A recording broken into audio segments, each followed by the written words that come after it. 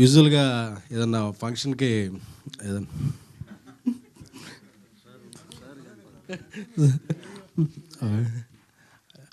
ఏదన్నా ఫంక్షన్కి మనం ఇన్వైట్ చేస్తారు. నేనే ఇది ఇందాక లైవ్ చూస్తే ఈ ప్రెస్ మీట్ జరుగుతుంది, దీని గురించి మాట్లాడాలని చెప్పి నేనే ఇక్కడికి వచ్చేసాను. ఎందుకంటే నిన్న చూసినప్పటి నుంచి నేను ఈ సినిమా చాలా ఎమోషనల్ అయ్యాను,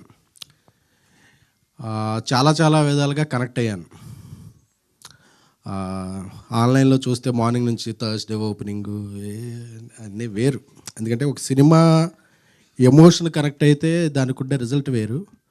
ఈరోజు ఈవినింగ్ నుంచి ఈ సినిమాకు ఉండే నిన్న నైట్ నుంచే అన్ని షోస్ పికప్ అయ్యి హౌస్ఫుల్స్తో వెళ్తుంది. ఎందుకంటే చాలా చాలా థీమ్స్ మీద ఇప్పటివరకు సినిమాలు వచ్చినాయి, కానీ ఒక ఫ్యాన్కి ఒక హీరోకి మధ్య, అంటే సినిమా అనేదే ఒక హీరోకి ఫ్యాన్కి మధ్య నడిచే ఒక ఎమోషన్. ఆ ఎమోషన్ మీద ఇంతవరకు తెలుగులో ఏ సినిమా రాలేదు. తెలుగులోనే కదా నాకు తెలిసి, నాకు తెలిసి ఇలాంటి ఎమోషన్ని చాలా హైలైట్గా చేసే సినిమా అయితే ఇదే. ఎందుకంటే నిన్న సినిమా చూస్తుంటే శ్రీరాములు థియేటర్కి వెళ్ళి సినిమా చూశాను.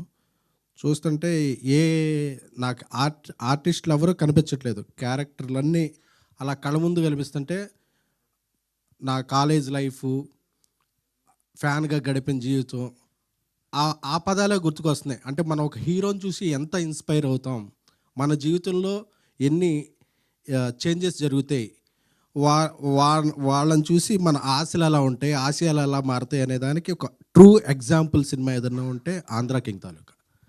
ఎందుకంటే ఉపేంద్ర గారి ఆ స్క్రీన్ ప్రెజెన్స్ అంటారు కదా, ఆ screen presence, he lit the frame, every frame ఆయన కనిపిస్తుంటే అసలు మనం లీనమైపోతున్నాం.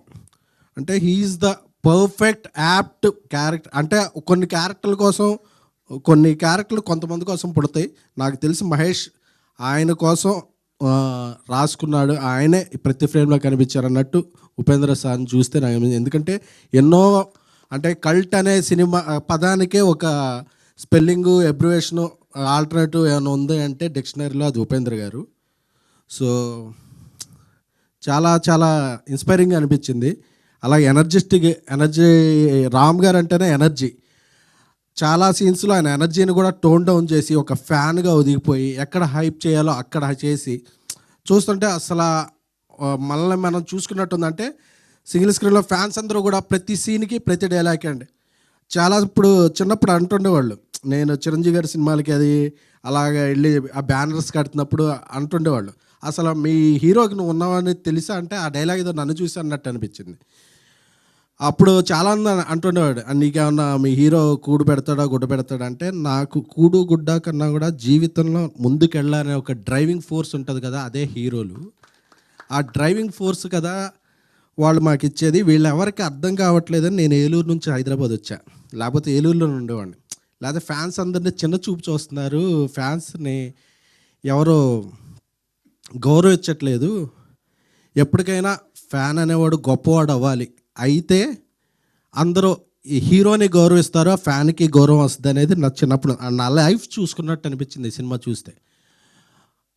అందుకే నేను జర్నలిస్ట్ అయ్యాను, ప్రొడ్యూసర్ అయ్యాను, వాట్ ఎవర్ ఏమైనా సరే నేను నమ్మిన నా హీరో గౌరవం తీసుకురావాలనేదే అభిమానిగా నా ఇది. సో ఈ సినిమా చూసుకుంటే నా జీవితం. అలాగే చిరంజీవి గారు అవ్వచ్చు, బాలకృష్ణ గారు అవ్వచ్చు, ప్రభాస్ గారు అవ్వచ్చు, తారక్ గారు అవ్వచ్చు, మహేష్ బాబు గారు అవ్వచ్చు, అల్లు అర్జున్ గారు అవ్వచ్చు, ఇంకా ఎంతోమంది హీరోలు. ఎవరి అయినా సరే హీరోలు అందరూ కూడా ఇన్స్పైర్ అయ్యేది, ఎవరి ఫ్యాన్ అయినా సరే మనం ఏమీ ఆశించకుండా ఆ హీరో బాగుండాలి.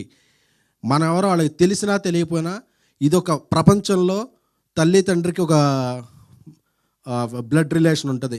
ఏ రిలేషను లేకుండా జీవితాంతం ఉండే రిలేషన్ ఏదంటే ఒక హీరోకే ఒక అభిమానికి మధ్య ఉండే రిలేషన్ మాత్రమే. అలాంటి రిలేషన్, గొప్ప రిలేషన్ని ఈ సినిమాలో చూపించిన గొప్ప గొప్ప సీన్లకి ఎవ్రీ ఫ్యాన్ కనెక్ట్ అవుతారు. మహేష్ గారికి నాకు ఆయన ముందు నుంచి తెలుసు, ఆయన రాసిన కథకి చాలా చాలా హ్యాట్స్ ఆఫ్. ఆయన తీసిన విధానాన్ని, సంగీత దర్శకులు మంచి మ్యూజిక్ అందించారు. మైత్రి మూవీస్ చాలా కథాబలం ఉన్న సినిమాలను ఎప్పుడు నమ్మి వాళ్ళు తీసే సినిమాలు ఎందుకు వాళ్ళ సక్సెస్ రేట్ ఇండియాలో నెంబర్ 1 ప్రొడ్యూసర్లు అంటే వేరియస్ జోనర్లు, వేరియస్ కథలకి, ఇలాంటి కథలకు బలం ఇస్తారు. ఎందుకంటే ఓవర్సీస్లో ఇక్కడ ఏదో జరిగిపోతుందని కాదు, ఓవర్సీస్లో కూడా ప్రీమియర్లకి వెళ్ళి ప్రమోషన్ చేస్తున్నారంటే అదొక మైత్రి మూవీస్ వల్లే సాధ్యమైంది. సో ఇంత గొప్ప సినిమాని అందరూ చూడాలి, తెలుగు వాళ్ళందరూ చూడాలి, ప్రతి ఫ్యాను కనెక్ట్ అవ్వాలి.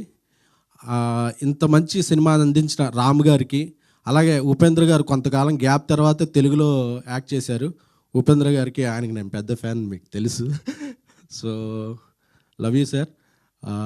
ఈ సినిమా ఇంకా ఇంకా కలెక్షన్లో ప్రతి షోకి పెరిగి అందరి ఫ్యాన్స్ అభినందనలతో ఆశీస్సులతో ఈ సినిమా పెద్ద విజయం సాధించి అభిమానులకి, ఇలాంటి అభిమానులు ఉన్న హీరోలకి అందరికీ పేరు తెచ్చి ఈ ఒక ల్యాండ్ మార్క్ అవ్వాలని కోరుకుంటున్నాను.